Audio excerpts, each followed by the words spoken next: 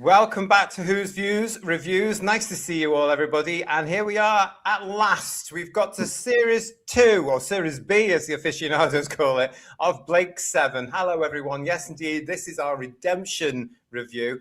I am joined this evening by Lex, by Andy, by Hi. Graham, and by Richard A. Hello, guys. Hello. Hi. Good to Season see 2. you all. Good to see you all. We are broadcasting live on the 9th of March 2026. And before we get into the review, everybody, of episode 1 of series 2, it's right that today we just actually pay tribute to this gentleman, because this, of course, is Terry Nation, who passed away 29 years ago today, back in 1997. Of course, a genius and a stalwart of British television and actually American television of the time. Creator of Blake 7, as we all know, as well as those other genius scripts that he wrote for practically every cult British science fiction show going at the time. And as you can see, there he is with the big creations, the one that made him the money, the Daleks. He also, of course, created Davros. But I just thought, for the start of this show, on this particular day, everybody, it was just right that we pay tribute to the legend that is Terry Nation. Yeah.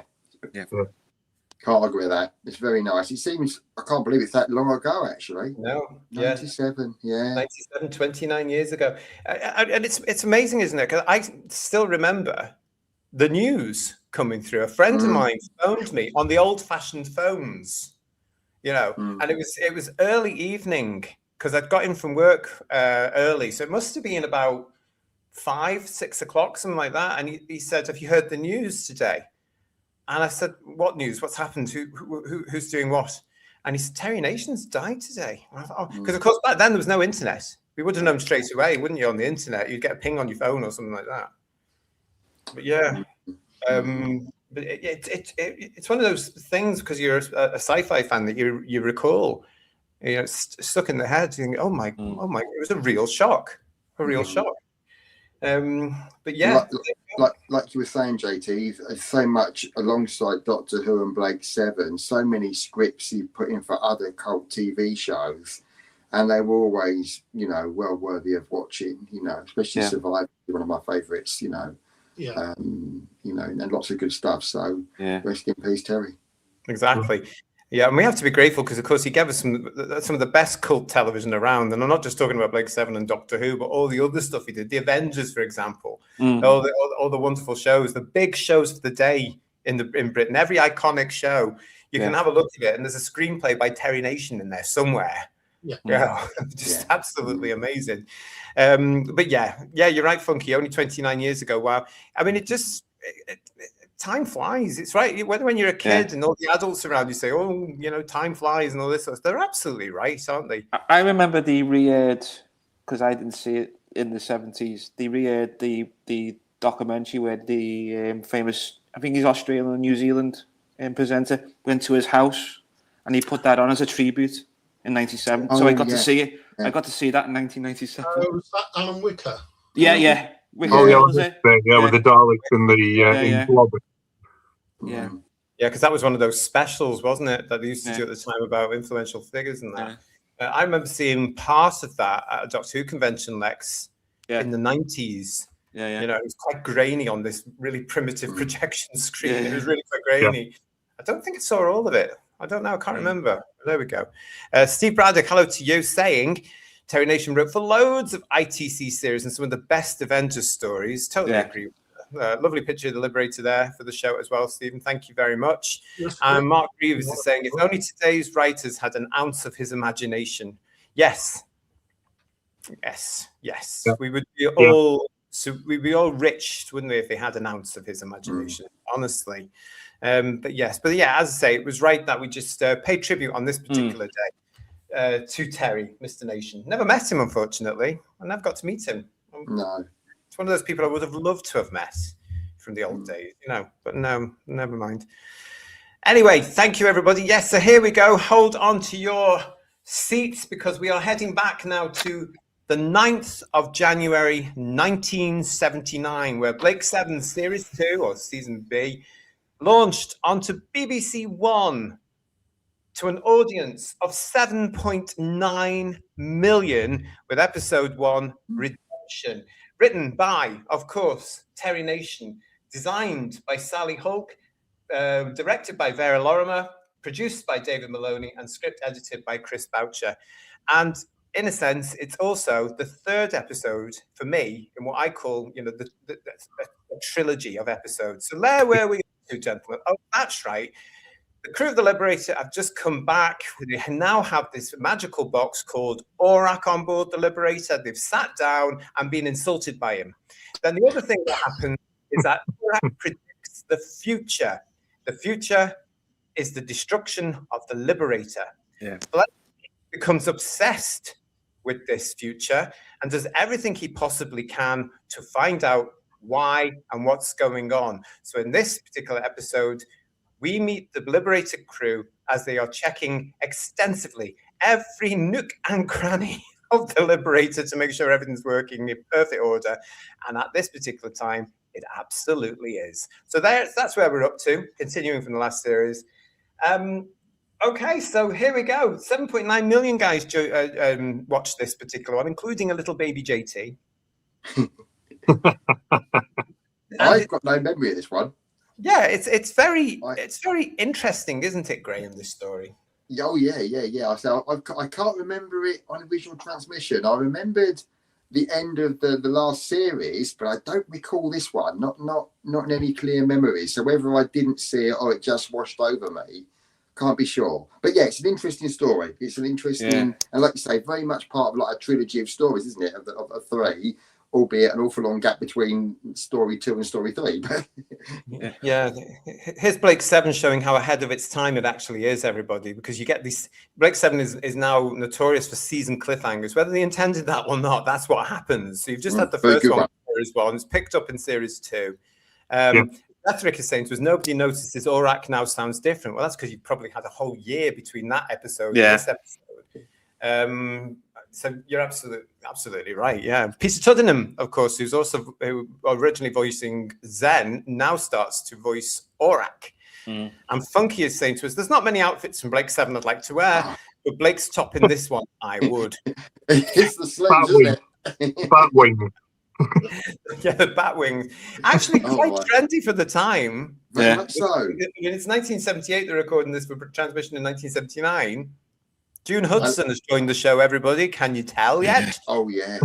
I It get worse as we get into this season. Yeah. It's Darren Reeves actually said to us, guys, who dressed Gam for this one? He looks like he's on stage in Hamlet. That's the point. It's June Hudson, who we all know, of course, for Doctor Who and the very flamboyant season 17. And very, very famous for Romana 2's first costume in Destiny of the Daleks, the pink version of Tom Baker's outfit. That's where June is now.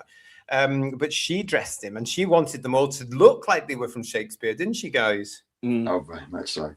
He looked very much like Pirates of the Caribbean gang. And Avon looked like a Sith Lord from Star Wars. Well, I like Villa's yellow trousers. Very fetchy. Villa looks all right. Villa looks like he's dressed normally for being on the Liberator. Yeah, true. Well, if you haven't seen them yet and you're joining us as a newbie, just wait to see what's coming up in the next few episodes with costumes.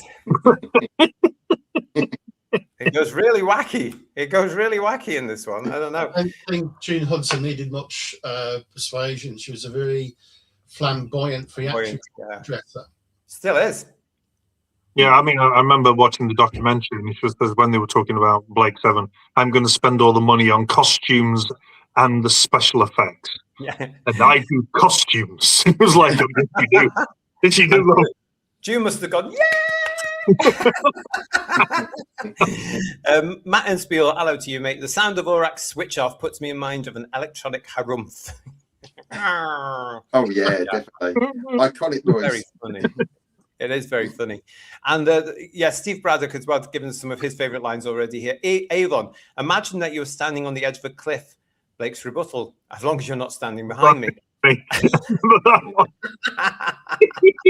Goodbye, Blake. They love each other, really. They do. I was going to say about this. This is another great particular one for Avon and Blake. You know, this starts series 2 off fantastically. Yeah. There's great scenes between the two of them. Oh, yeah. It is very much a love-hate, but at the very end of the episode, I really do feel that, you know, what with Blake really going off on this crusade. This is this what happens in this episode for Blake seems to be just an annoyance. This is just getting in the way of what he wants to do. This is really annoying. Yeah.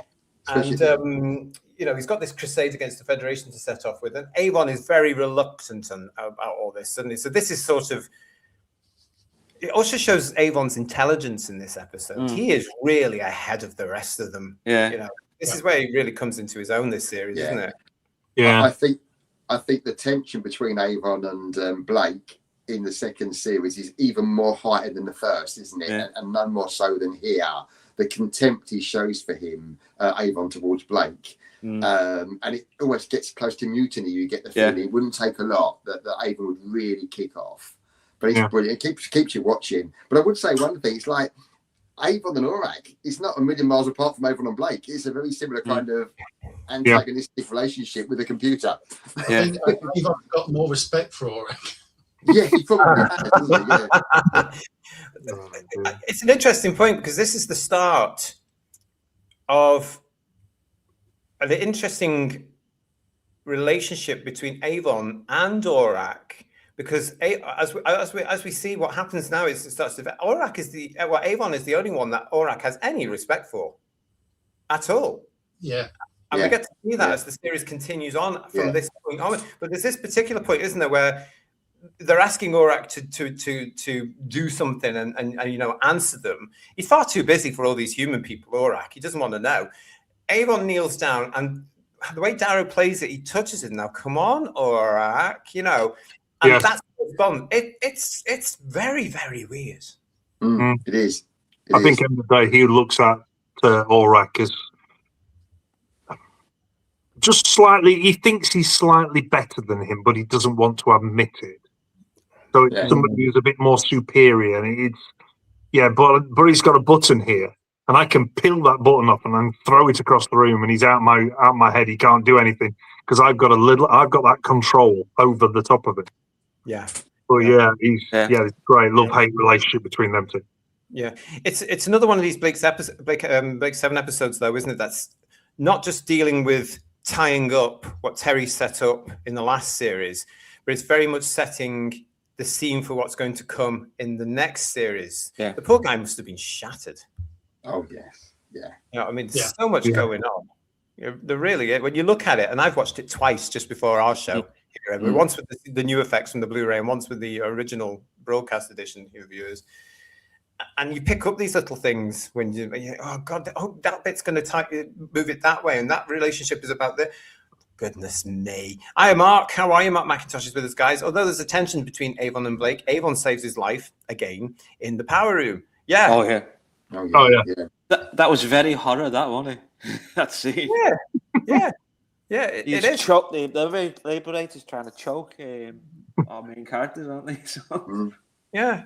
There's a fantastic mystery going on here. So you've had the year away. You've had the break between series 1 and now series 2's back. You're tuning in for series 1 episode, series 2 episode 1. And there's a mystery at the beginning because it's not resolved very, very quickly as to what's going on. And the only person that knows what's happening when it comes to the Liberator is Avon. He's worked it out. He's so smart, isn't it? Yeah. But I mean, it's just brilliant because Blake and the crew are running all over doing all this stuff they didn't need to. And Avon turns around and says, well, you didn't ask. Yeah. Look at the stars. Yeah. Well, I noticed Blake even says to him, how long have you been there? And he's like, I've been here since you've come in, but you never asked anything. So he's just so smug and it's typical Avon, and he enjoys that moment, I think. He's waiting to show Blake up. Yeah, it is, isn't it? It's another way of getting a one-upmanship on Blake, the alleged leader of this band of rebels, basically, isn't it? And he states it.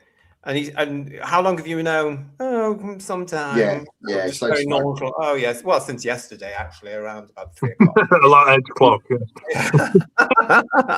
It's interesting, really, because if they didn't have Orac on board, and Zem was, like, as we know, he's out of control in this episode, what would the episode be like? Yeah. Well, Orac's the guitar, really, isn't he? Yeah. I mean, Orac basically saves the day, doesn't he? Which is, I just think is a great character. I remember going back at the time, taking a little while to warm to Orac because I was Team Zen.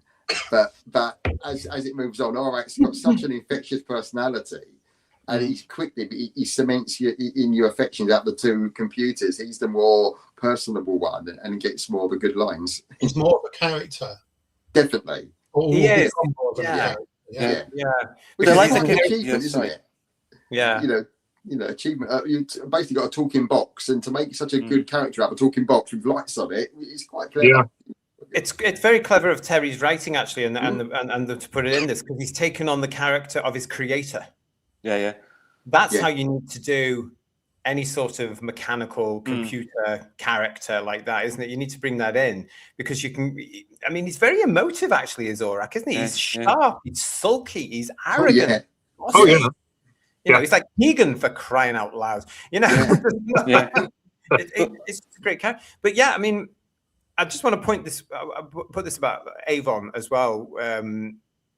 How he works out and why he's not panicking about the Liberator being destroyed, and the fact that I think he's actually quite perversely, who viewers, loving the fact that his colleagues are running all over this ship and doing all the maintenance it probably needs at this particular point. It's like he's saying, I don't know, I know something you don't know. Yeah, and just waiting to be asked. He's just sitting there waiting. All you had to do was ask, and nobody's even thought of saying to Avon, do you have any theories?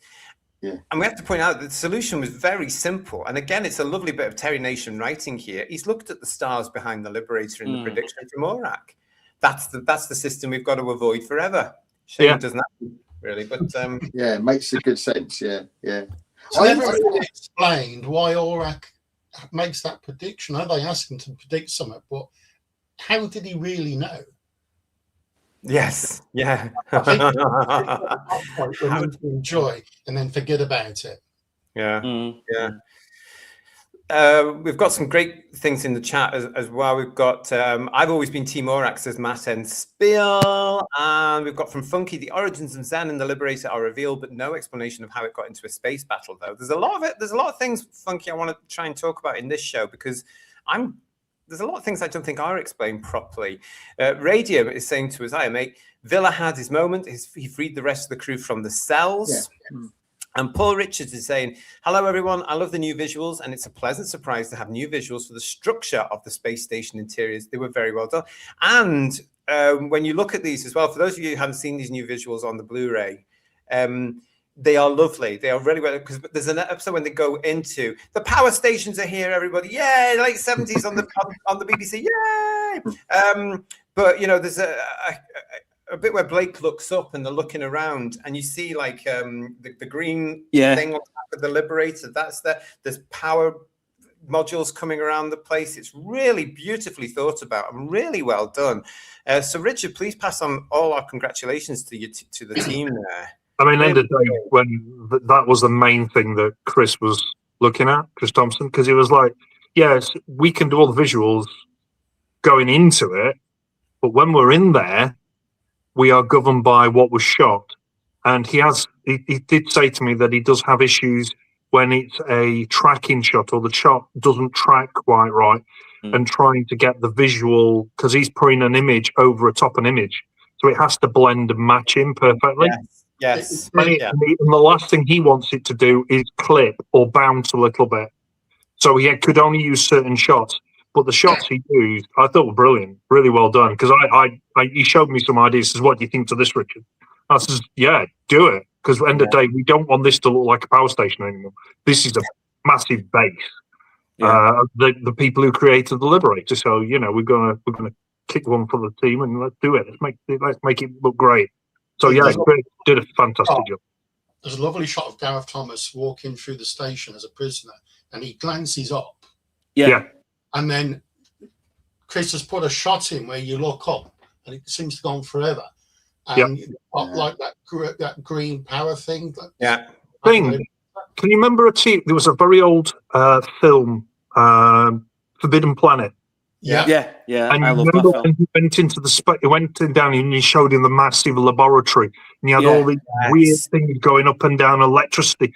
I think that's what Chris might have watched the night before.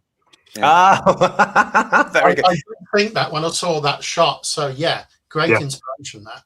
It does look great, though. It looks really good, and it actually does. And I love all the power station stuff at this point in time that the BBC was doing. We have it in Doctor Who often as well, don't we? I love it all. You know, I think it's great. It's of its time. I think it looks great, but you know, the fact that these little effects have been done, it just enhances it. It does look like it's of the Liberator in that sense. That's what we want. That's what we wanted. We've got a question for you here, Richard. We've got a question here for you from Darren. Richard, it's a high quota of effects shots, some nice touches too in the space station. Was there an intention to spend more on this episode? Basically, when you look at the original, what you've got is the Liberator going into Space World, and then you've got a situation where it's coming in. The original was basically an aircraft landing at night. Originally, that Matt Irvine wanted the entire sequence chopped. So literally, it would go in, and then you would literally be there. They would appear out of nowhere. I said we can't do that. That we've got to add something really good. And Chris was 100% on board. He wanted this to look great, a great shot. So me and Chris were kicking around ideas, and I already mentioned this in Green Room. Our inspiration was Star Trek 3. So the Enterprise going into space dock, because obviously the Liberator's a massive spaceship, very much like the Enterprise.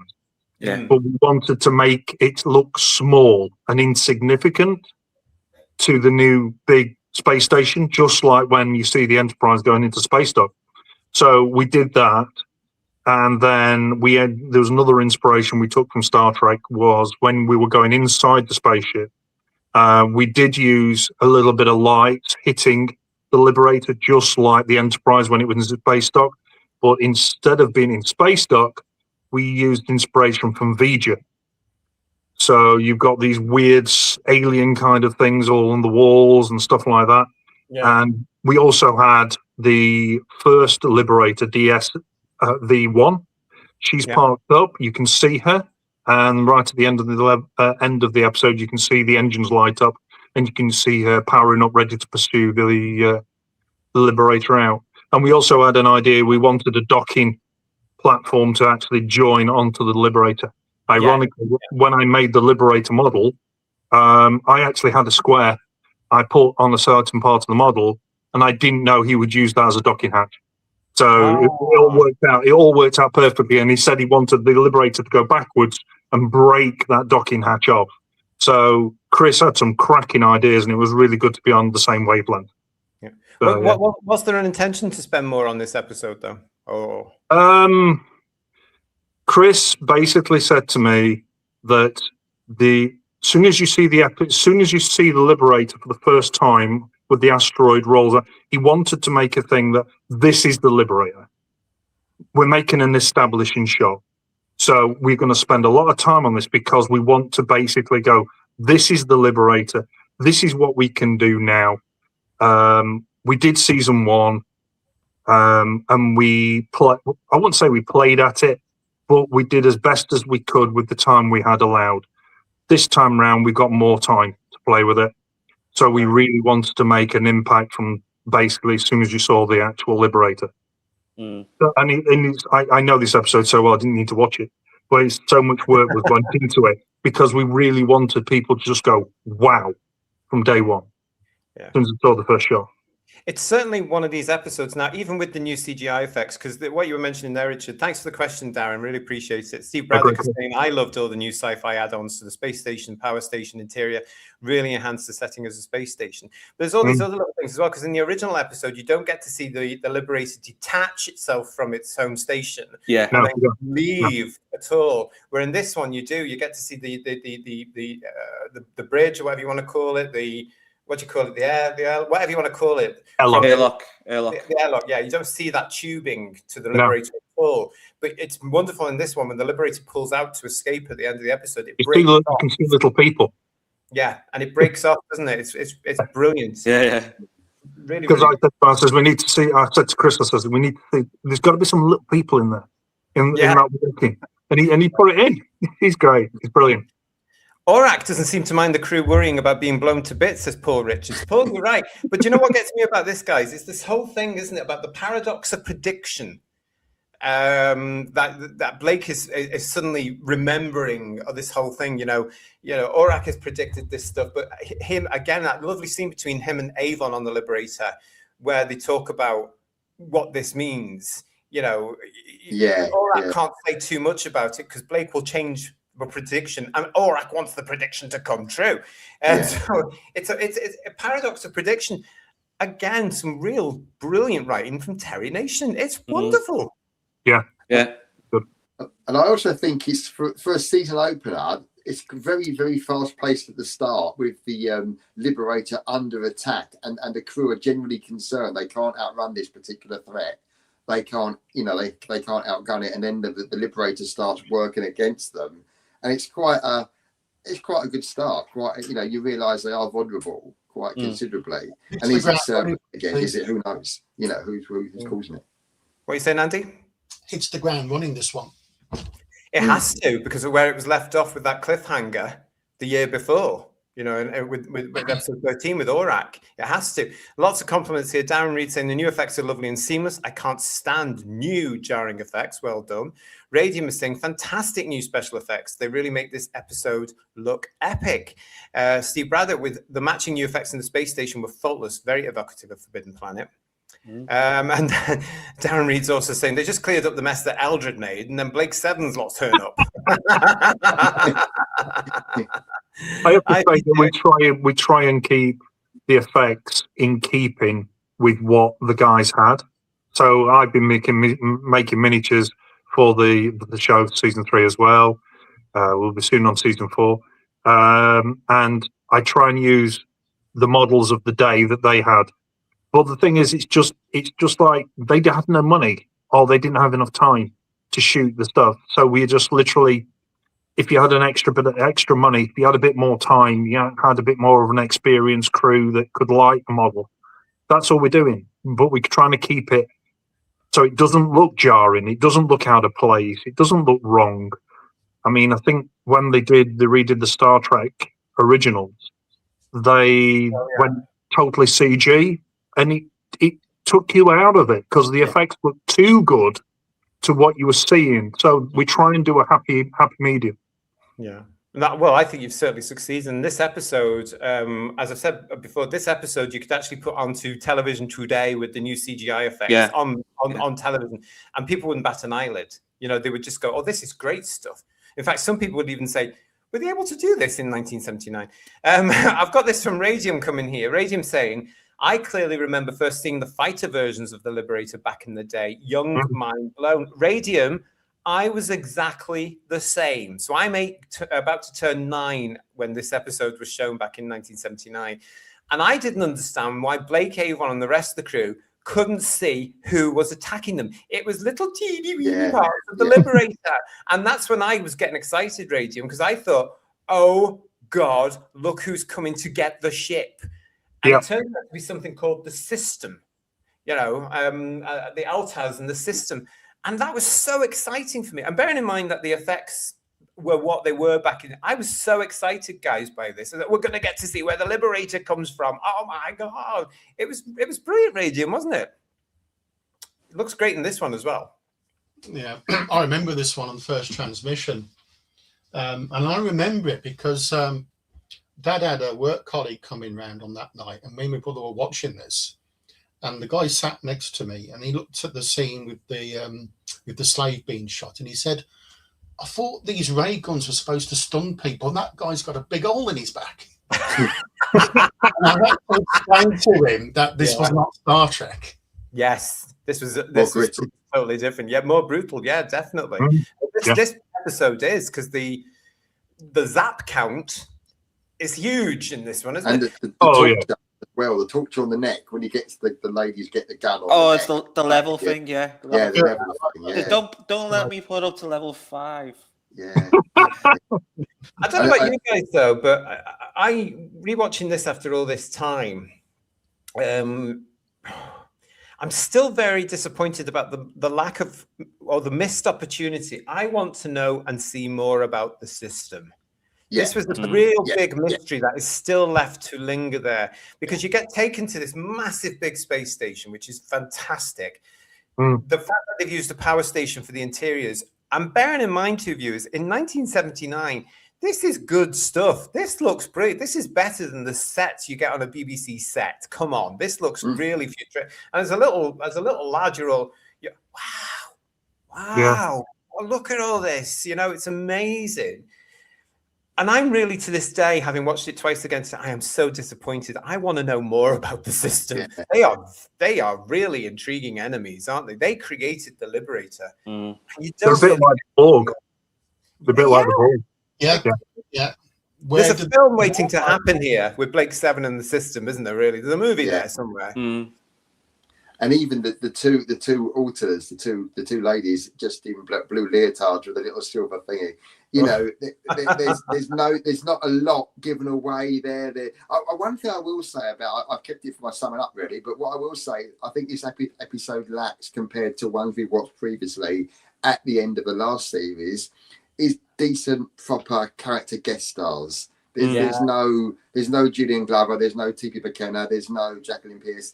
And it suffers a bit from that, I think. But it does, at the same time, conversely gives the current regulars, well, Avon and Blake, lots to do. It's funny that scene where the women do this to communicate. Yeah. We have to say that fantastic performances from two names that we can also associate with Doctor Who. Sheila Ruskin, who's best known for her performance in The Keeper of Traken. And you've got Harriet Philpin, of course, from Genesis of the Daleks.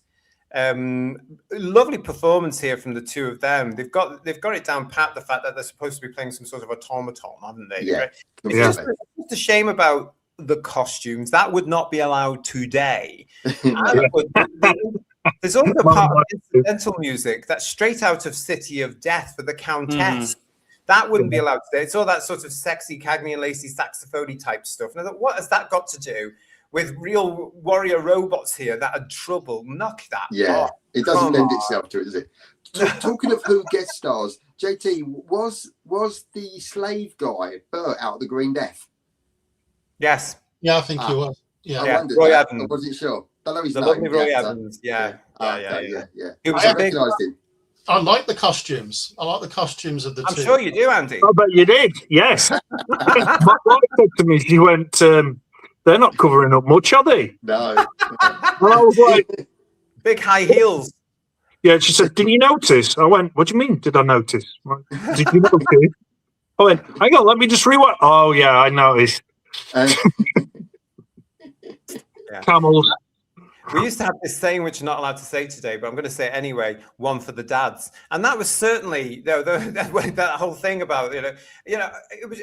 I suppose it was sort of worked later on in things like Earthshock with the robots there, where it was all the body stocking in the black and stuff, and it worked there. But because you've got the actors here, I just thought, June, God love you, June. What were you doing, love? They were really good with where they didn't show the emotion. They were just stone faced, and it was really good acting. A great performance, isn't it, from these two? Yeah. And on the making of it says that Sheila Ruskin actually says that Harriet was cast before her, and Sheila was cast after her and against her because of the haircut. Yeah. Similar to Harriet. So when Sheila appeared in rehearsals, ready to do the show, she had her natural hair rather than one she'd been working on with the performance. It was longer, so they tied it into that bob to make it look androidy. Yeah, it didn't really work, did it? Really? Whereas Harriet does look a bit more. Yeah. They would do it differently today. Wouldn't they? The poor women would have to be in makeup for hours today. You could have made them into fembots. Well, yeah. They could do that. They could do that. Here's Radium saying to us, a computer system not known for its fashion sense. Yeah, I suppose so. We've got Steve Braddock saying, yes, as villains, they were brutal, but very arresting. Steady on, Steve. I know why you watched it twice today. Paul Richards saying to us, I love seeing the system's computers smoking due to Orac interfering with them. Yeah.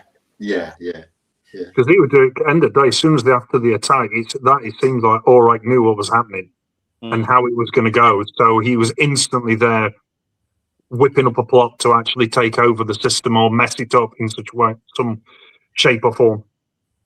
Yeah. It shows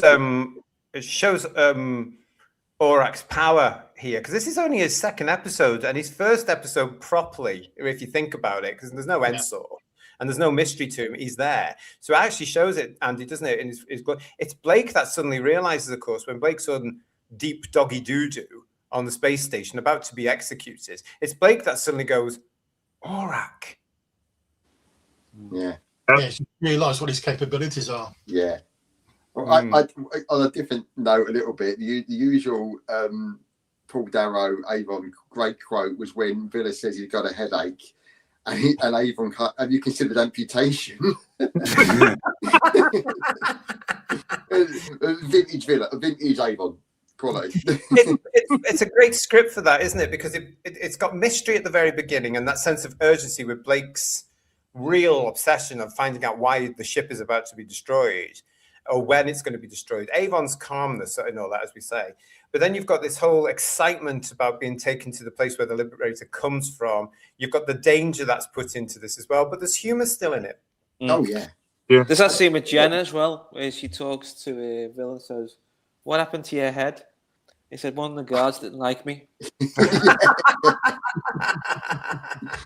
the blood in there. Well, it's very much a script of two halves again, isn't it? Like the first part setting up on the Liberator, rushing to get to the station thingy, and then part two on the station with the girls in blue leotards. Yep. Well, Harriet William is with us. Hi, William. Harriet Philpin has given a very Dalek performance as Alta 2.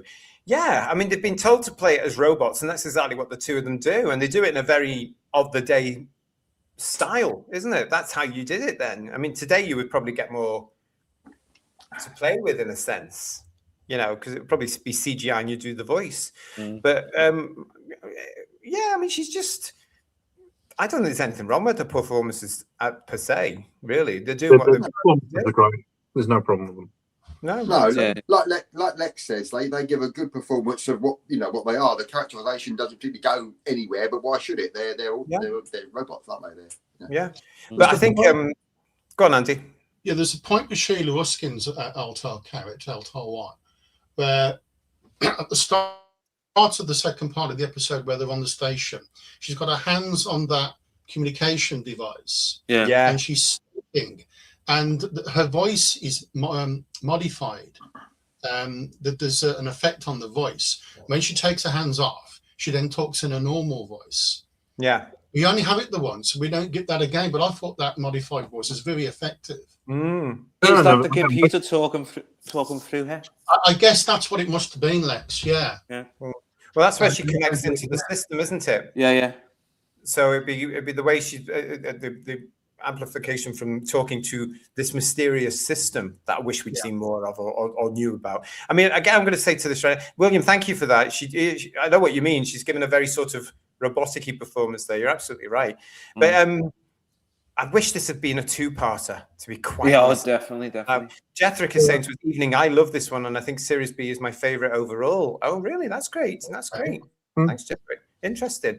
But yeah, I think this, I was watching this afternoon, guys, I'm just thinking, I wish this had been part one and there'd been a part two of Redemption. Just fleshed out a bit more out. Yeah, because there's so much material in the story. There's no material in the story to make it two-parter. Well, there is. And the fact is, as well, surely Blake would have wanted to know more about the system and get into the system somehow, because the system is a threat to him. Yeah. And you never hear from them again, do we? No, we don't hear from them again. There's a lot of material there that could have been expanded on, isn't there? No doubt about it, to be truthful. You could have a lot of spin-off media with Blake 7 because of lots of stories have their own self-contained story like this one does, and they don't revisit it. But there's a lot of opportunity there for spin-off media if Blake 7 was as popular as Doctor Who was. Yeah.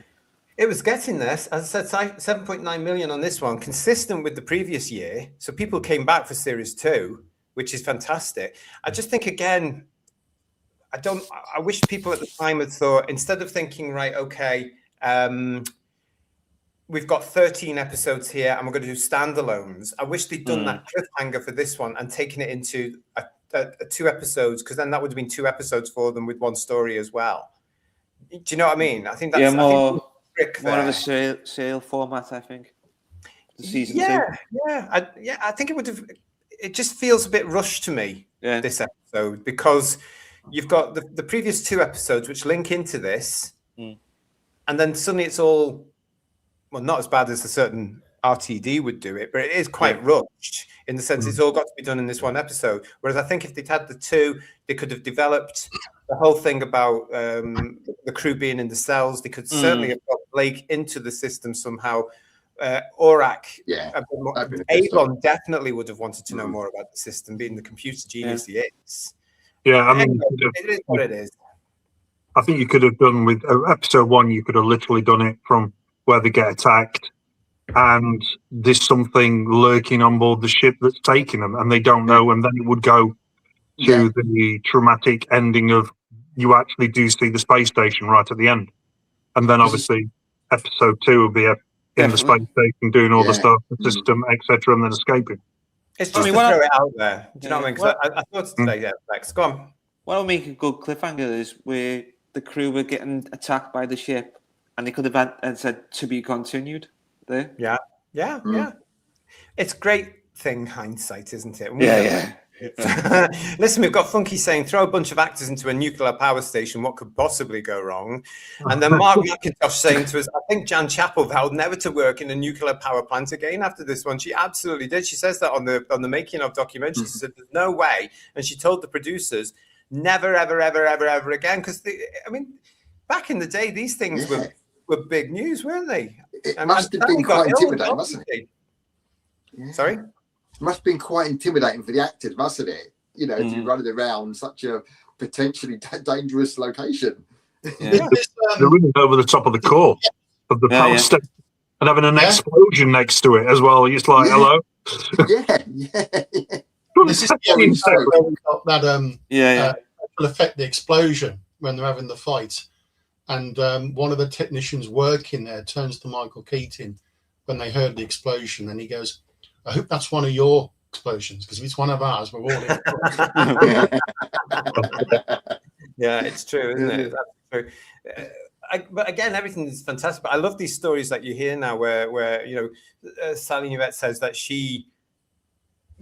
when they put the Geiger counters on it, she would sparkle. And she was the only one out of the entire cast and production team that had, oh, hang on a minute. There's something a little bit here. We need to look at you. That must have been a bit worrying back in. But again, you know, it looks great. It looks absolutely fantastic. I love this era of television. As I say, we've had it in Doctor Who a few times. You know, the Hand of Fear is the big one we always think of. When it comes to that, here it is in Blake 7 now. I just think, it adds to the sense of scale, doesn't it? Yeah, science fiction and British science fiction and power stations, nuclear power stations, just go together for me. I think it's a natural. And quarries. Don't forget quarries. And quarries. And that's 2 for power stations. Funky saying Orac probably predicted the system was a threat to himself and put everything into motion to destroy it. Oh, that's interesting. That's a good idea. That would be the idea. That would explain, wouldn't it? A lot of Orac's, He did say he was busy when they went up to him. He was already busy. Busy on what? He was busy on trying to work out how to defeat the system. And he wasn't happy about it, was he? He was very. Never happy. No, he was. Yeah. What do you want? I'm busy. What are you doing? Yeah, you're probably right there. He was working out a way how to make his prediction come true. Maybe. Yeah. Because he is a know-all. Yeah. And also, you brought Zen back. Yeah. Oh, Zen's got that. I love the Zen. The one called Orac does not have the Liberator's good intentions at heart, or whatever it was. You know, he's got the measure of Orac, hasn't he, Zen? They're like a computer version of Blake and Avon. Yeah, they are. Good call. Yeah. There's some great scenes coming up with those two, isn't there, as well? Yeah. They love throwing people off the gantries in this power station. There's some great stunts in this episode. Oh yeah. Yeah. That poor guy that puts down, it looks really. I know it's a camera angle, but by God, it looks like a long way. It does. I thought that. Were they the same? Sorry, after you. Sorry, let's go. Were they the same guys that were the stuntmen as the stormtroopers in Star Wars? The ones that did all those jumps? Probably. They probably all had to turn and everything, to be quite honest, because there were only so many of them around in the days, weren't they? But this was filmed, by the way, at Obrion 7 Nuclear Power Station. Wow. Which is still there. It's just not nuclear anymore. So they say. No, I'm kidding. I like the lift scene, says Poor Richards, with Roy Evans talking about the system and the world it controls. Yes, the secret door. Nobody saw the secret door. Door shape right there. You can't even see it because it's secret. You should have said to Blake, I hope you're not claustrophobic. if we're being a bit nitpickety, I thought it was quite funny when Blake tells Jenna to go and get the guns out of the holders, and they're white hot. You would have thought maybe a glove might have helped. But they're too white hot to touch it. I mean, okay, I'll leave them there. Again, the Liberator crew are very slow, including Avon on this, in the uptake of who's taken over the ship. It's eventual, isn't it? That they come. There's, Blake and Avon, I think, realized more or less at the same time. There's only one thing that could take over the entire ship, and that's the people that create it. But they are a little bit slow in the uptake. And I remember as a kid jumping up with them, why don't they know what's happening? It's pretty obvious. Look at the ships. Look at the ships. I mean, really, if you want to be critical, when Blake's getting attacked by the what's it called, the cable thingy in the power room that's going to attack him, and he speaks to Avon, he doesn't say to Avon what's actually happening, or the crew on the base front. He doesn't say what's happening. He just says, "Please don't come barging in." Surely you'd say, "Can you hurry up and I'm getting attacked by a large, lead or something," wouldn't you? Well, that's the reason he doesn't, because that sounds daft.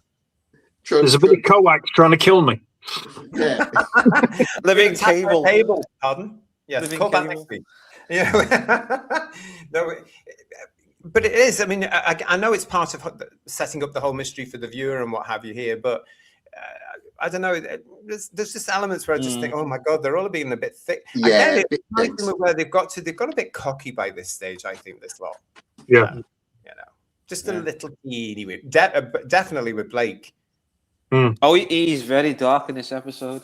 He is. His character arc starting. He's starting to become like over the top in his attitude and things. Obsession is the word I would use. I use it it before because he is obsessed at this point. Everybody's got to go tooth and nail absolutely through everything in the Liberator so this prediction doesn't come true. And yet Avon knows it's nothing to do with the ship itself. It's because he's clever and he's looked at the playback and he's gone, right, if we avoid these, it's that lovely scene as well where Avon's horror actually comes through when he's in that cell with Jenna and he looks out the window and he goes, oh no. We are here. We are. That is a brilliant scene, isn't it? It's absolutely fantastic. I actually think the resolution to the whole story is quite clever because I wouldn't have. I don't remember it I don't remember this one on original transmission, but there's no way I would have thought, oh, it's a second Liberator or a second, a copy of the ship that's going to get blown up. To me, it's a Liberator for sure. We've just seen it happen, but it's that's not, is it? It's the other one. Clever. And how many of those ships are around? And I remember thinking that at the end of Series 3, I remember thinking, oh, don't worry, they can go and get another one. You can't get them out there. I told you before. One Liberator, please. Have you got enough club points? No. But again, it lends itself to a longer storyline, doesn't it? It could have been a longer, or it could have featured more in the forthcoming episodes, or potentially of that. Quite a clever idea. Funky summed it up for me. I think this is absolutely right. Avon thinks bugger. It's just that it is. You're absolutely right. He looks out that window from the prison cell, and the urgency to Jenna. Look, and all this time he's been thinking in his head, if all we have to do is avoid that system, and then suddenly they've been dragged to that system in a matter of hours. Yeah. And he's like, oh no, this is it. It's brilliant. It's a great big twist. Kerr Avon is with us in the chat. Hello, mate. You visiting the start of season 2 of Blake 7 while I am soon to be watching the last 2 episodes of series 4 as soon as I'm out of hospital in Bristol. Well, I hope you're getting better, my friend. I hope you're all right. And I hope they're looking after you. I'm sure they are. Yeah, series 4. We'll get to that eventually, obviously. Yeah, steady. Eventually, yeah. Got things to make. Calm down. Yeah. But good luck with the last 2 episodes because it's hugely traumatic, isn't it? So maybe you should wait until you're out of hospital for those episodes. I don't know, but it's good to see you, mate. Thanks for tuning in and thanks for being with us. Yeah, so here we are with Redemption, everybody. Series 2, episode 1. Starts off as it means to go on as well, I think, here, because the rapport is here now with the Liberator crew. We're up and off. But I have to mention at this particular point, who's Gan? Nobody idea. No idea. No idea. I mean, he gets that brief fight sequence, doesn't he? Yeah, but he can't hit anybody because of his inhibitor. Yeah, it's and to be fair, yeah. You know, Jenna doesn't have much to do again, does she? No, Jenna doesn't either. There's a line in this particular episode, I think it's this particular episode where Callie says she'll soon be back at the teleport. Why are you sitting at the teleport when you're not using the teleport? You know, if she should be piloting the ship or something like that. So why? This is the problem when you've got a lot of characters, isn't it? But I have to feel for David at this particular point because he's not doing anything at all, is he? No. I mean, it's no wonder that he was quite happy to go. Really. Yeah. Well, Shoulder now and then. Yeah. I mean, he's the muscle, isn't he? He's the muscle of the group. Yeah. But he can't be the muscle of the group because they've got an inhibitor. So, But you would think, because of that inhibitor, the prior episode, when it all goes loopy, you'd think that like Data with the emotion chip, he could turn the chip on and off. Then he could possibly do the same thing. But they just left him in limbo. He's a muscle man that can't flex his muscles. Yeah. If they had got rid of that bloody thing, they would have been able to develop a character. Yeah. I only It was noticed, potential, wasn't it? Yeah. I only noticed. I didn't see it a number of years ago, but I saw it when I watched it on the Blu-ray. That you can see him fighting with his right hand to control it, and that's the chip failing again. I see. I've missed that. I'll have to go back and look at that again because I've missed that. Because it's just a brief scene where he's on his own and he's going, "Why is my hand shaking?"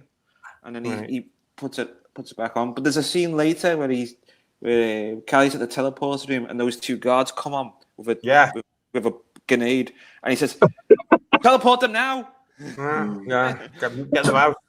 Yeah. And maybe not quite as applicable this episode, but if you are David back in the day and you're seeing T.P. McKenna and obviously Julian Glover getting such good parts and they're just guest characters and you're a regular, but your part amounts to pretty much the same thing week in, week out, like you say, it's no surprise that he was keen to go, to be fair.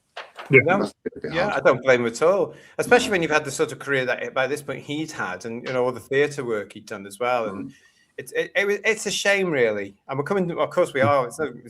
Nobody's going to be surprised. We're coming towards the end of Gan's time on the show. But you don't notice him in this at all, and because he hasn't been built up at all, you don't miss him. No, you don't. No, you don't. You know. No disrespect to David at all, but it's definitely down to the production team. It's their fault, isn't it? You know, you just don't at all. It's like what they did. Sorry, after you. Go on. It's like they did in Lost when they got rid of characters. They give them new clothes, and that's how you knew they were going. I mean, when you look at it, you've got a large cast there, and there's very few series that have used all the cast members and not caused issues. I mean, Next Generation, but we had issues with cast leaving after the first season and then coming back later on. And then you had, obviously, Firefly, where you've got a large cast there, but they gave time for every cast member to have their time to shine. Yes. And with Gan, you got a massive bit with that episode with the chip, but it didn't go anywhere, which was sad. Mm. Yeah, it was. Yeah, it's very frustrating. But as I say, it's got to the point now where he's not needed in this episode, so they just don't write him. He's got a couple of appearances, and that's it. He's not required, and it's such a shame. And that's again, it's any danger for any this prospective reboot that they're going to be doing as well. Be careful how many lead characters you're having in this. The show's called Blake 7, but be very careful. About what it doesn't have to be 7 people. It could be 7 missions. You know, that's all I'm saying, because the more characters you got, the more you're going to piss people off, basically, because you could go down the same route as they did here with Gan. And then you've got Orac coming on here. That's getting all the attention now as well, because he's easier to write for. Yeah, true. Let's face it, Orac is Gan's replacement. He is. I mean, if you did a reboot, heaven forbid, I would literally go, you're going to have 6 people on the computer and leave it at that. Yeah. You've got to give every actor that character build throughout, and an episode dedicated to them.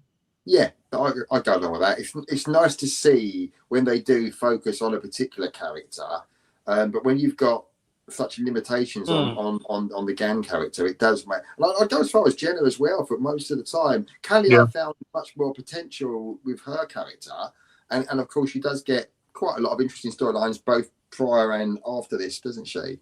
But it is difficult. But Avon, Villa, Blake, Servalan, Travis, especially Travis Mark 1, very strong characters, and very, they kind of make it hard, don't they, for anybody else to get to that level. Yeah. You got that hint that Blake is going to. I mean, we know he's going, but in this episode, you feel his days are numbered. When he was getting he was very brutal the way he killed those people. Androids. Oh yeah. This is actually, I'll just read the super chat out before I go into the other part, because I want to talk about who's on the space station. I like the line from Avon, says Paul Richards. If they're going to kill us, let at least make it difficult for them. Words to live by. It is, isn't it, really? Funky is saying to us, Orac finally made it Blake with a team of 7 for a little while anyhow. Okay, yeah, I know what you mean by that. And we've got as well saying about costumes, says Funky. Did the rest of the crew ask in between episodes which wardrobe Jenna was getting her outfits from and started going there? No wonder she didn't want to fly the ship. She has some cracking costumes, though, Sally, in this one, I have to say, in this series. She really does.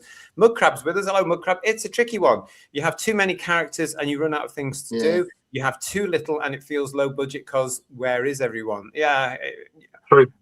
It is true, but again, it's down to developing character, isn't it? Really, and yeah, I don't know. I mean, the format that they hit on in this series, from season 2 onwards, is 5 humans and 2 computers. Yeah.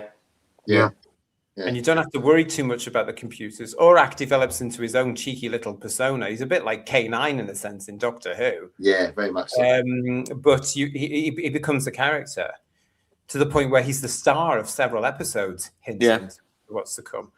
But I would even go to say, Richards, 4 human and 2 computers, one of which is built into the wall, and you don't have to worry about all the time. Yeah, I would agree with that. But it's weird, isn't it, how a situation where we had Orac there actually becomes a better character than, say, Jenna and Gan. And then you can think about other robots that have been in sci-fi series, like I can think of Tweaky from Buck Rogers. And that character got more. I mean, R2-D2, C-3PO, they got more. Everybody knows them. And I think it's the same thing. I think it's just a pattern that the robot or the automaton or whatever you want to call it always gets a large chunk of the script because they're so easy to write for. Yeah. S. Martin's with us. Hello, mate. How are you? It needed more episodes for that many characters. Well, yeah. I mean, and again, I know they were up against the time. It was the BBC. It was the 1970s, for heaven's sake. I know all that. I appreciate it all. But, and as I said, I always say hindsight is a wonderful thing. And watching these episodes now, that's why I think this should have been a 2-parter. Redemption Part 1, Redemption Part 2, for the simple reason you could flesh out the characters, give them a little bit more to do, and explain more about where they actually are, which leads me to this whole point of where they actually are, because they're on part of this great big space station. We've heard about the Altos, we've heard about the system. The mystery of the system is still lingering to this day, as far as I'm concerned. But then you've got all these people running around who are obviously not robotic. Who the hell are they? I mean, the Guards and stuff like that. Are they people that have been? Are they slaves? Being controlled. To Robo-Man, aren't they? They remind me of the ones from Black Hole. Oh, great film. But it's not explained though, is it? You're right. It's kind of left up in the air somewhat, to be truthful. Yeah. It does feel a bit rushed. I didn't really take into account until you mention it, but it does. Yeah, the ending is a little bit on the. Okay, we've hit the like 55 minutes time limit, and off we go. Yeah, I think if you did a two-parter, you could have actually had a sequence where probably Gan and Blake have escaped, and they have to knock out the core, the warp core, whatever, of this station, and they could be going into rooms, and then you could literally see all these people in black, a bit like Borg, but like on the walls connected to the system. Yeah. They needed to be more robotic-y, cyber-ish. Absolutely, I agree with that. That's what I was thinking in my head, because somebody is obviously, and I blame Vera Lorimer for this. I blame the director. He's not said to these non-speaking actors that are in this as the guards, "You're not human."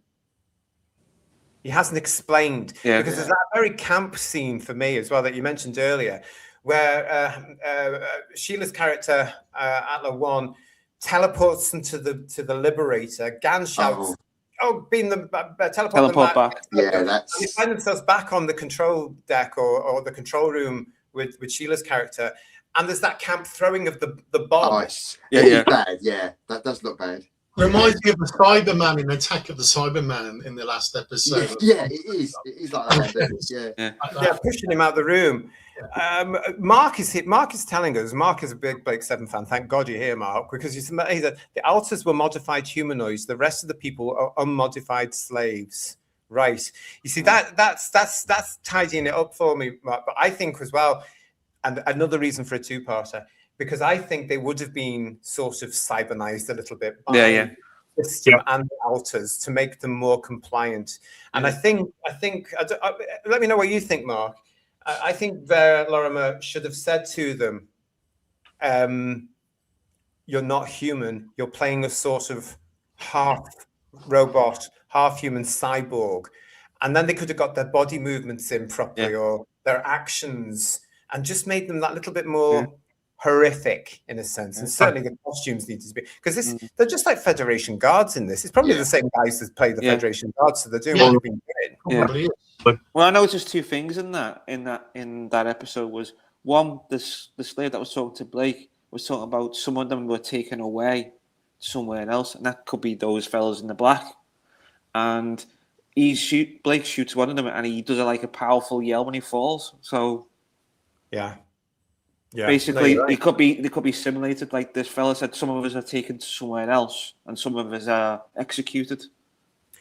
Yeah. Again, I think this script that Terry has written, this one episode script, has a potential for a movie, a really good movie, but developed and brought out the system as a big, massive enemy, science fiction enemy there. The mystery about it as well. These the Atlas representing it, these guards being Cybermen type Borg type things around them. I think there's a potential there for a good budgeted movie.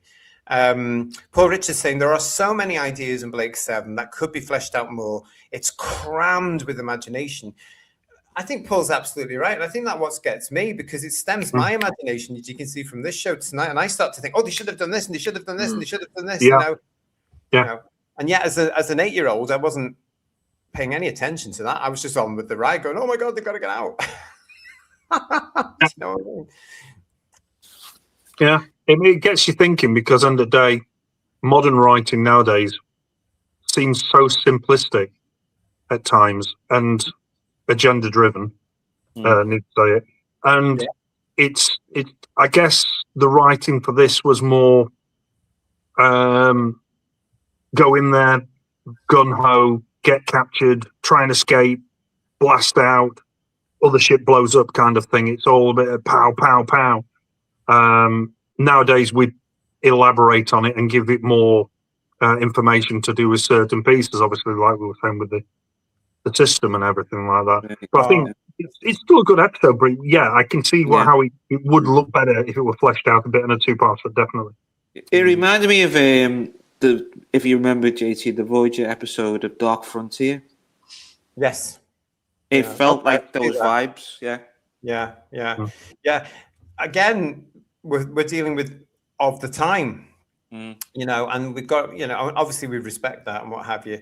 But as John C's saying, this could easily have been a two-parter. Hindsight's a lovely thing, especially where we're sitting now, where you look back at it. Fantastic, isn't it? It's still a strong opener, though, with this story. For a new season, it draws you in. Yeah. Definitely. And it's well paced as well. It is actually, isn't it? Really good. Yeah. Pacing is good. Yeah, the remaster's good in Blu-ray as well. Oh, it is. It's the colours. There's a fiver. Yeah, thanks for that. Yeah, there's a lot of fine things. The colours pop out, don't they? Yes, they do. Yeah. There you go. There's your tenner. Yeah. But no, it does. I mean, it looks good. It stands the test of time. And as we've said on a lot of the Blake 7 reviews we've done now, it's still proper British science fiction telly. You can watch this happily and not worry about some sort of, as you say, Richard, then some sort of agenda popping out to slap you around the jaw. No. You know, I mean, it's not there, is it? You're getting growth with the story, you know. Considering you're getting got 7 million, that is a lot better than 7.9 today. 7.9, a lot better than you're getting today, innit? Oh, you can't say that because you know they don't watch it the same way they watch it today. You know, we've got the internet.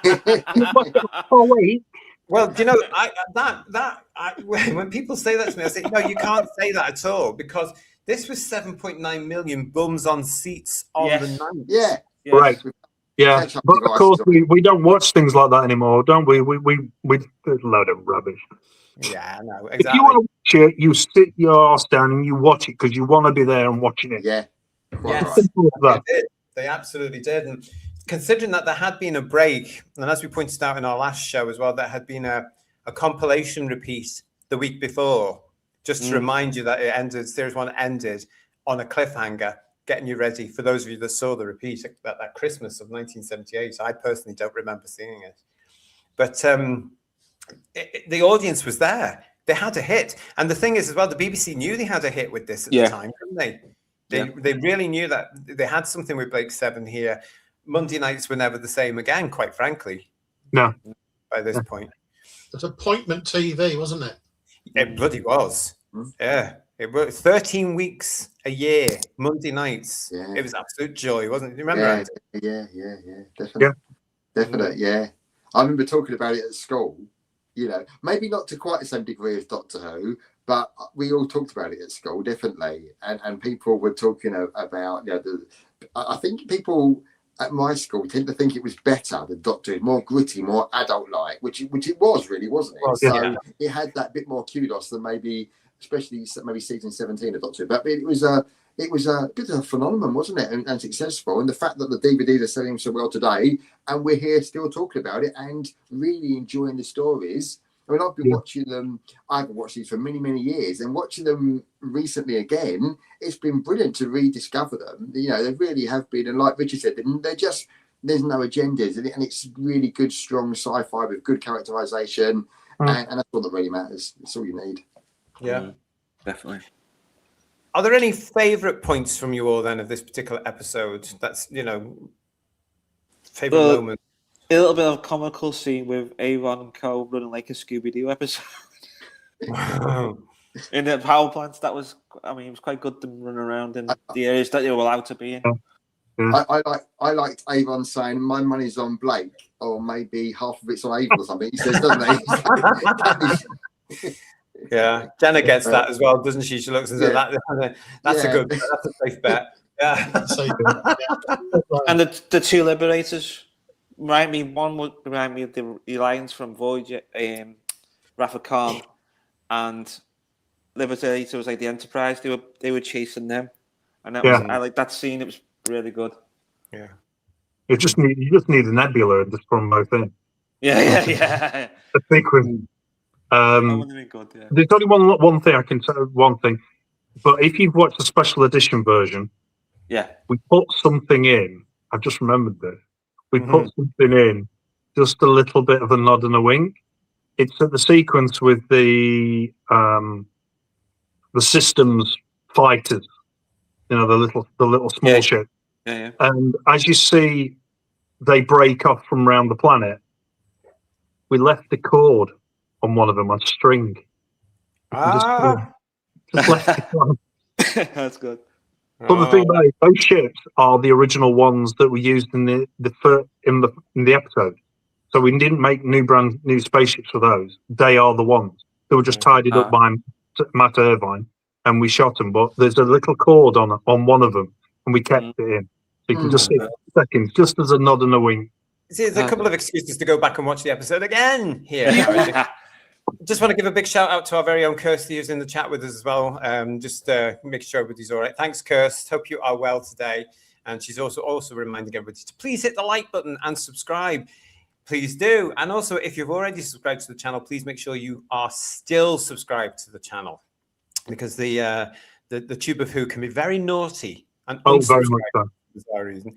Steve Braddock wants to know, where did they get all those wrist bracelets, the teleport bracelets, from? It was rammed full, yet they were destroyed on a weekly basis. Darren Reed comes back to say they've been watching Leslie Judd on Blue Peter. Some of them actually was cardboard, I was told. They were cheap ones. And Funky says it's all part of the self-repair system, because Funky's being very sort of sensible there as well. But I do remember hearing at some convention or other that because the bracelets were nicked by either cast members or production staff or what have you, and they did go missing, or some of them were broken and all this sort of stuff. There was a few episodes where they had to have more than 4 bracelets on the show. Yeah. So they did make them out of cardboard a la Blue Peter. Oh my. Yeah, because at the end of the day, them bracelets cost, I think, they said they were like £20 each. Wow. £20 in 1970. Yeah. That's nice. And then when you have the likes, if I remember rightly, the Brian Blessed episode, he actually smashes them. Yeah. Punches them like that. Yeah. So that's coming out of your wage. That's what I think. Bracelets. They're the ones you would hope they had the cardboard ones and then put the sound effect on, wouldn't you? Really? I don't think they did. Oh God! I don't think it's terrible. We've got here from John Steed. Who would have thought, watching this in the 20th century, that we'd still be talking about Blake 7 in the 21st century? A lot better television back then. Back then, I've said it when we were talking about Doctor Who. BBC television, especially at this point in time, the 1970s into the early 80s, the golden age for me. Yeah. So much good stuff. Yeah. This is where all my memories tend to come from, And Blake 7 very much in the mix. Always waiting myself or getting through Nationwide, guys. I'm waiting for it to start. Yeah. The boring stuff. Yeah, get off, Sue Lawley. Get off. Mill, was it Pebble Mill at 1? Remember that one? Yeah, I remember that. Yeah. So I'm sure Blake 7 did a little bit of. They had an interview on Pebble Mill, and they must have interviewed them. Was it Paul Darrow and Sony? There's one from the 1990s that's on one of the Blu-rays.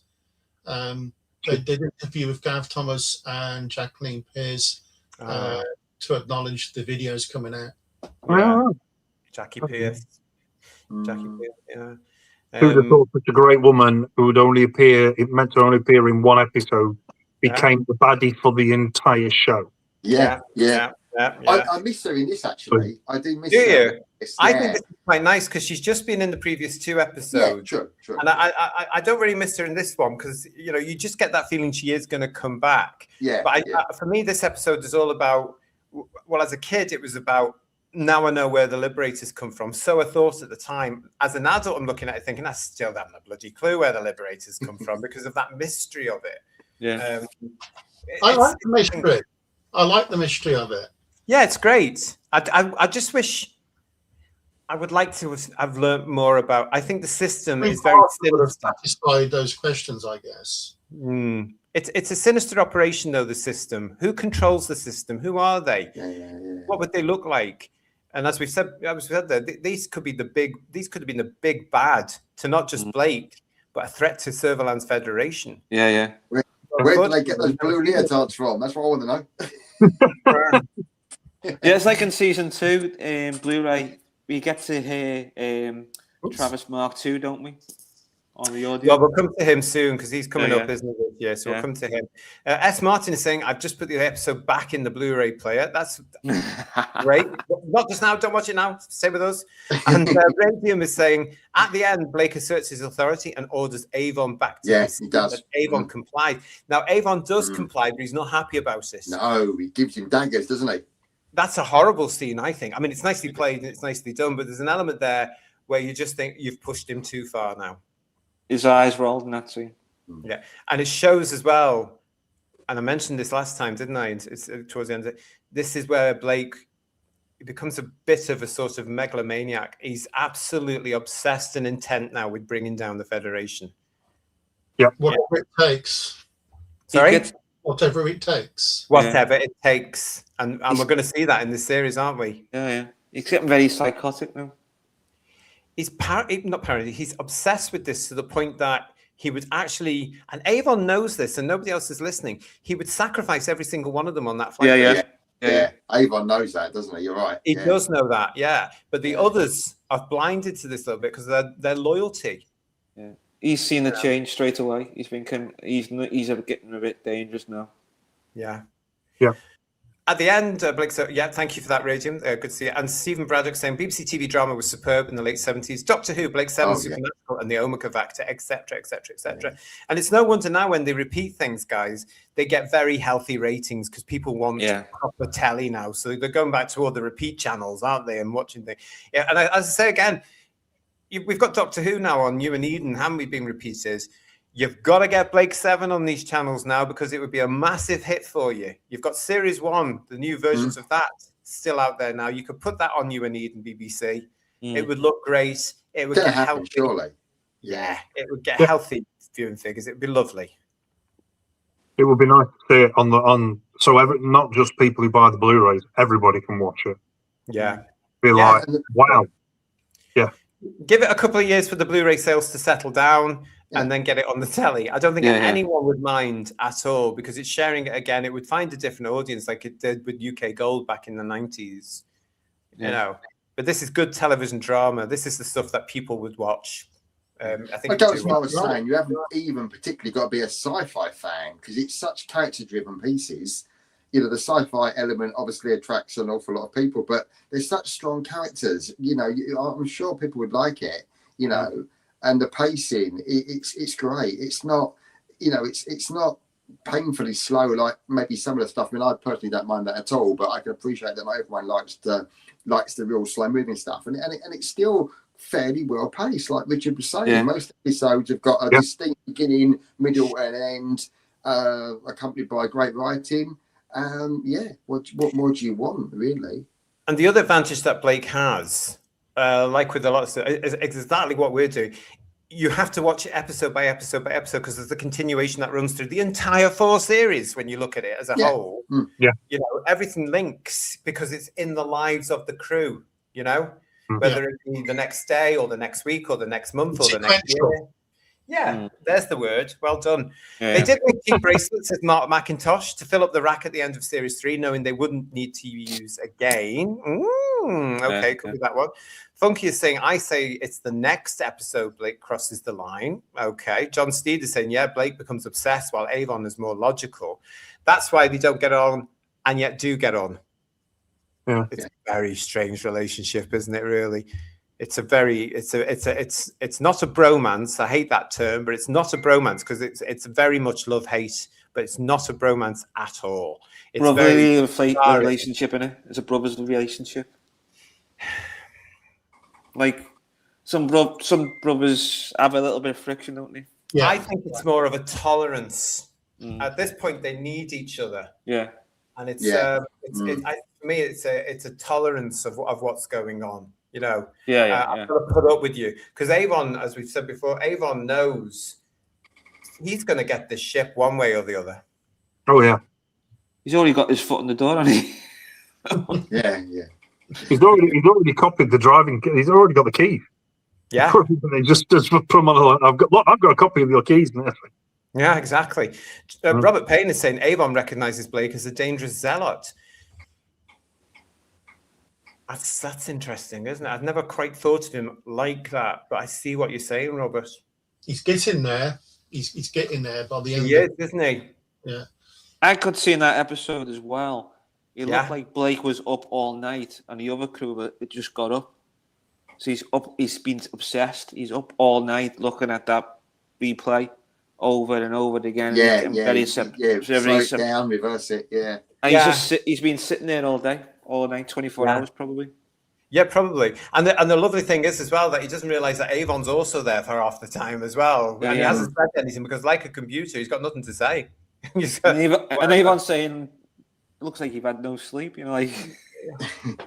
I love that mystery, though. We're talking about mystery. Avon's very mysterious as well. He's been on the flight deck watching Blake. It's spooky in a way. But the fact is, he's been amused by the fact that Blake's running around like a headless chicken. Like that comment there. Yeah, Mark McIntosh is saying to us, it's a Gallagher brothers relationship. Yeah. I think it's a case of like they've been pushed together in episode 1 of series 1, or episode 2 rather of series episode 1. 2, yeah.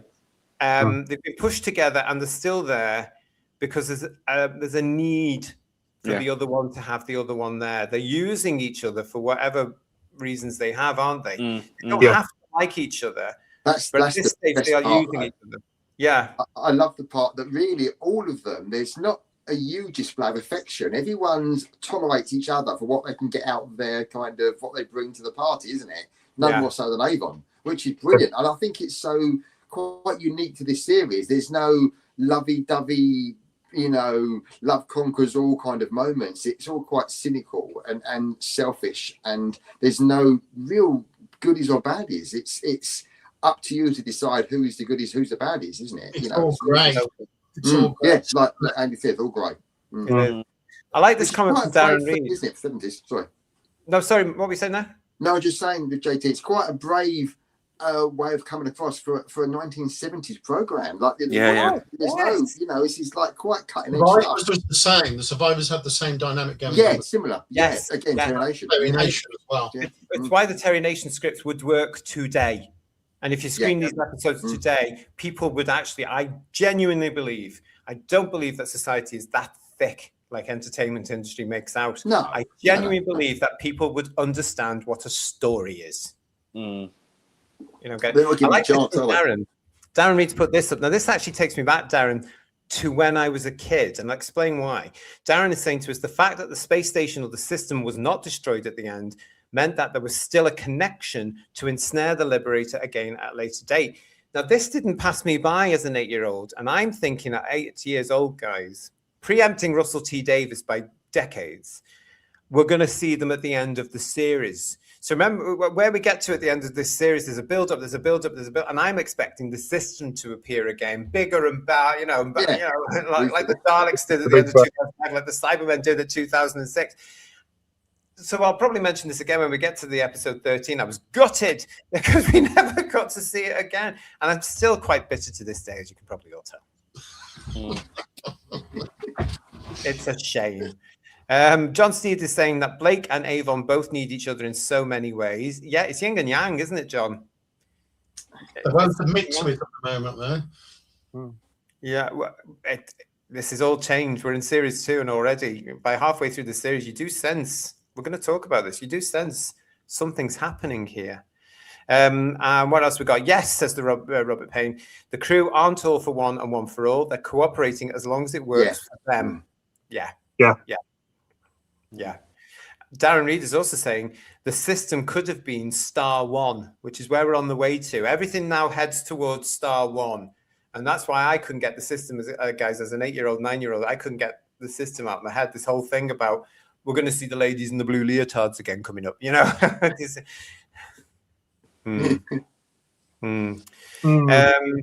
lots of it. Again, keeping the ideas coming through. Star One says Funky should have been to keep the system out. It's all on the way. If you don't know what you're talking about, or don't know what we're talking about, this is series 2. There is a massive story arc about to start to come in, which leads us to episode 13. This is Blake 7, decades ahead of its time. It's cracking. It's absolutely fantastic what's going to happen in this. And it's fair to say that with this series, nothing is ever the same again. It's all to come. So make sure you've subscribed to us. Make sure you're still subscribed to us, because we've got another 12 episodes to come of series 2. And I hope you're going to join us for the trip on the Liberator to Star One. It's now time, everybody, where I'm going to ask you in the chat if you want to get involved with scores on the teleport. This is where you put your score out of 10 into the chat. And I'm about to ask the guys what they think. Here we go.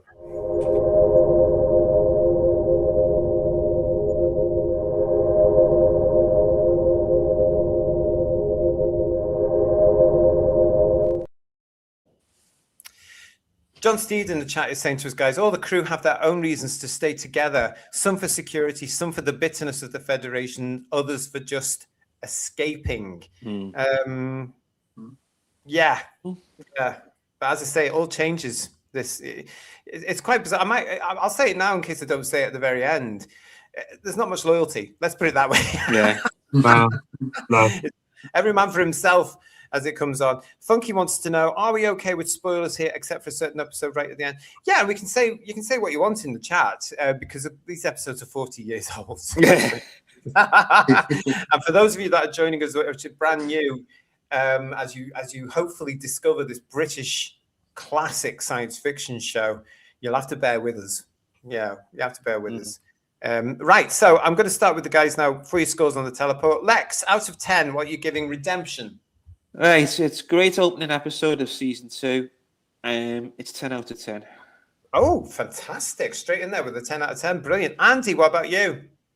Yeah, similarly, love the episode of the pace, love the costumes. we get to hear Liberator's proper name, DSV2. Yeah. Don't hear it again, but there you go. I'm going to give it 9 out of 10. Lovely. Thank you, Andy. Graham, yourself? Oh, well, I think it's good. But I do miss Sutherland. I do miss other actors, like guest actors, come into it. I found it a little bit like a 50-minute justification of what had happened last episode. And then it wasn't until tonight when we were talking about it on this show that you're right. In a way, a longer or a second part of this would make it probably enhance it even more. All that waffle means 7 out of 10. 7.5. 8 on a good day. 7.5. 7.5. 7.5. All right. Yeah, Richard, what about yourself for Redemption? To say that, like I say, when we came to doing, after we did season 1, and we didn't know we had a season 2, and then we were shocked by the sales, which then it just locked in the whole lot, which was fantastic. And thank you for buying the Blu-rays. We just went, yeah, what do we do for first episode? We did designs, we did sketches, we did this, we did that, we did other. And we just wanted to hit the ground running with this episode. And because it's been very close to my heart, it gets a 10 out of 10. Because we loved making it. Just putting the extra bits in and just tidying up little shots, and we kicked ideas around and could we do this? What about doing that shot? And yeah, we loved it, every bit of it. It was hard work, but yeah, the time and the effort was put in, and I think it just shows on screen. So yeah, we loved it. We're looking at a show that is, I'm not going to say how many years it is old now because it makes me feel old, but we're looking at a show that's a certain age and it's getting incredibly high scores. It's absolutely fantastic. For myself, I'm going to judge it not from my modern day age and point of view, but from the age I was when I saw it, which was 8, about to turn 9. It gets a 10 from me because I loved it. I absolutely loved it back then. I was so excited. I'm watching it again, as I did when it came out on video and when it came out on DVD, because I haven't watched it that often. I just remember what it was like, and I'm very grateful to it. I was so excited about the whole episode. It was 40 odd minutes of just sheer joy and excitement as an 8-year-old. I was practically wetting myself. It was so brilliant. Right, let's go into the chat and see what you guys are giving this as well. Funky is giving this a 10 out of 10. Jethrick is saying, starting strong with Series B, my favorite episode so far. So it's a 10 from me. How wonderful. Darren Reed, the new effects made this a solid 8 for me. The story is a question that isn't ultimately answered. I know that's me today, as I said, I'm really quite bitter about that. But, you know, if the new producers of the new Blake 7, if you get it off the ground and you get your finance, et cetera, and you come across this, the system is a big bad, not just the Federation server, it's the system. Do it properly, and you've got yourself a cracking storyline there to move the whole thing on. Yeah. Well done. You've got to do it. Paul Richards is saying it's a 10 out of 10 from me. Funky wants to know, I'd give it an extra point for Blake's top if possible. No, it's not. Those bat wings, though. I remember having a shirt as a boy, as a 9-year-old, which had big wings like this, and thinking I was Blake. You know, it was at the time, some of these things, honestly. Steve Braddock has given it 10 out of 10. I thought in hindsight it should have been a 2-parter, but saying that, I found this as a riveting opener that didn't let up in the action, and the new effects elevate it to epic. Thanks, everyone. Brilliant. Thank you. S. Martin is saying it's a great episode, 10 out of 10. Wow.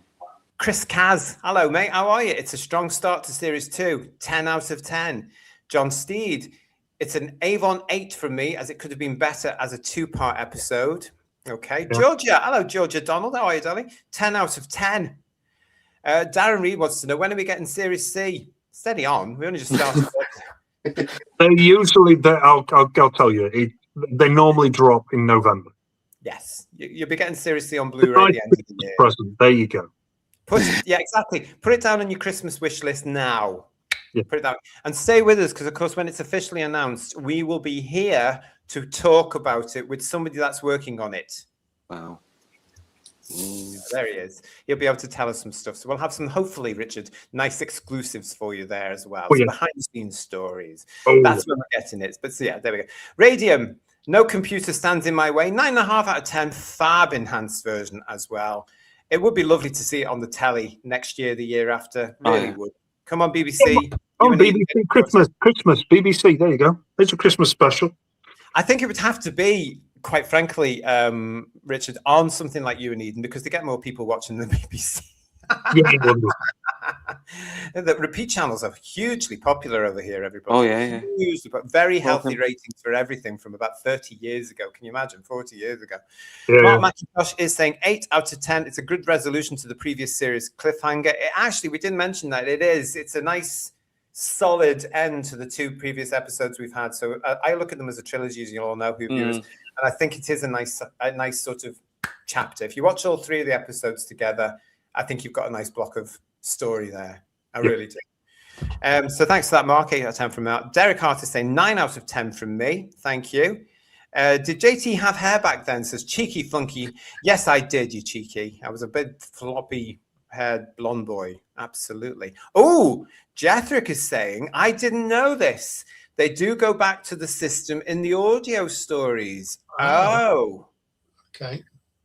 That's interesting, Jethrick. Bob Vanish one. I don't know. Jethrick, if I could reach over now, and I can't, I've just bought them on vinyl. The audio stories, the 2 audio stories, they arrived this very morning. I was so excited. I've not even opened it yet because I'm too busy looking at the beautifulness. There's 3 albums in it, guys, all with different colored vinyl, and the 2 stories on audio. And that actually just reminded me, somebody actually emailed us. Who was it? Oh, this is where I have to go through. I don't know who it was, but sorry, you'll know who it was who emailed. It's in the book somewhere. I wasn't prepared for this bit, but somebody did email us, guys, saying, would you actually consider reviewing the Blake 7 audio stories, which is why I bought the vinyl from townsendrecords.co.uk. townsendrecords.co.uk. Wasn't expecting any of this, but go and Google it. Townsend Records. It's available there. Type in Blake 7. The album is there. It's the 2 stories written by Barry Letts. So it's possible to whoever emailed in saying, would you consider looking at the Sevenfold Crown or whatever the other one's called? It's possible. It's possible. We'll talk about it, and it's possible if we can all get a copy of it. Yeah. But thank you for that, Jethrick. And I'm now even more excited to go and listen to the stories, which I'm going to be doing soon. Stephen Braddock is quite rightly saying, well, excellent scores for a 40-year-old sci-fi show. He said it 40. Yeah, thanks for that. Bring it back on iPlayer, says Derek Hart. Derek, is it not on iPlayer? Is Blake 7 not on iPlayer? No, it's not. No. It was on BritBox UK, and it was removed on ITVX. I am stunned and shocked. Why is it not on the iPlayer? Yeah. It was on BritBox, and then ITVX removed it. That's absolutely ridiculous, isn't it? Get it on the iPlayer as well. Yeah. Bloody hell. Yeah. Surely they should have realized from the sales of the Blu-ray, there's a living audience there ready. I don't know. Any more scores in the chat on the teleport out of 10? Pop them in now if there is. Still stunned by the iPlayer thing. Well, I say thank you to the guys for joining me for this. Yeah. We're on Series 2, everybody. Here we go. We're up and we're off. So thank you, Lex. Thank you, Andy. Thank you, Graham. Thank you, Richard, for joining me for this particular one. I just want to say a huge shout out to our very own Jodie, because I think she's watching us. See you soon, kid. Thank you very much for everybody else for watching us as well. Yes, so, ladies and gentlemen, boys and girls, thank you for joining us. Thank you for being with us as part of this Blake 7 show. Redemption has got very good scores there. Huge scores. Well worth it as well. And off we go to episode 2 and the start, really, of the end. Let's face it. Here we go. We're on the way. Join us for our voyage to Star 1 here on Who's Views. Please make sure you're still subscribed to the channel. If you're new to us, please subscribe to the channel. Give us a thumbs up. You can even give us a hype. And I do like a hype. So give us a hype if you want to as well. And share. Let everybody know about the fact that we are doing Series 2 now here on the channel. From the guys and myself, thank you for being with us. Great to see you all. I hope you've enjoyed it, panel. Yeah. Very much. I was always. Yeah. Excellent. We will be back very soon with episode 3. So stay with us. From all of us, until we see you again. Ciao, everybody. See ya. Bye. Bye.